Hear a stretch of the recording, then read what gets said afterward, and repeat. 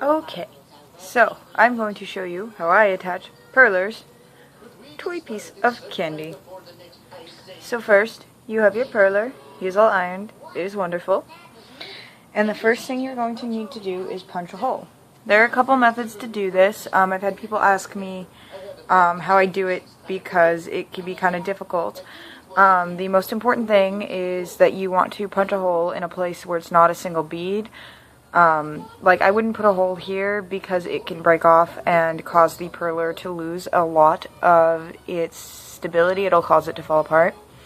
What I usually do is I try to put it in the center.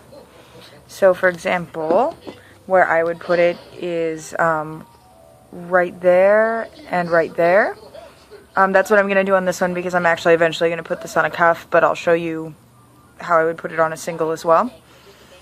So you'll take something sharp. My favorite method is actually to take something like a really large safety pin, which you can see has gone through lots of melty plastic.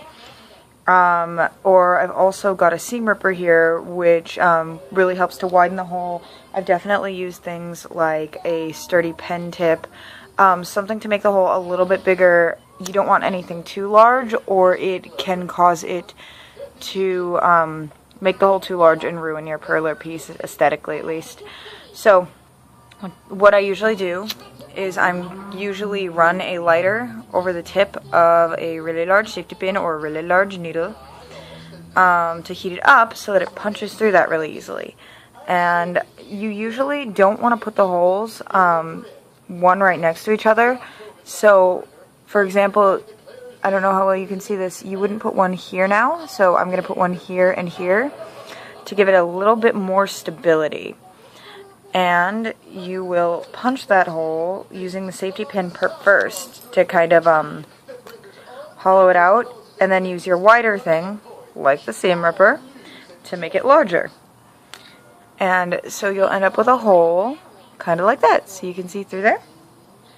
And then you'll take some thin string, some thin little stretcher candy string, and you can put it right through that hole, which sometimes takes a try or two, and it'll be through like that. Now let's do the second hole. And I find that the bigger the Perler, the more anchor points, it's a little bit better. If you're doing one that swings around, that's obviously a little bit less feasible, but you'll just want to make sure it's more towards the center, especially if you're doing it as a free dangling piece, like if you have, say, a star or something that's hanging loose. You just want to be sure you're not doing it through that single candy bead because it will, or the single purling bead, because it will in fact come apart.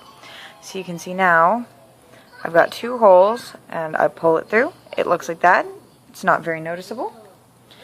And then you'll take your piece of candy, and I usually run it through two beads. It gives it a little bit of stability, just makes it stay in place a little bit better. You can do one bead again if you're doing that free hanging one.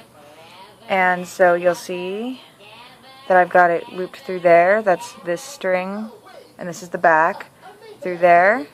And then you should have another string coming out of the back.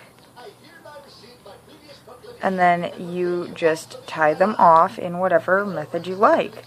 And when you do that, it should be pretty stable on there. Again, I'm going to make it a cuff, so I'm not going to finish this one off, but there you are.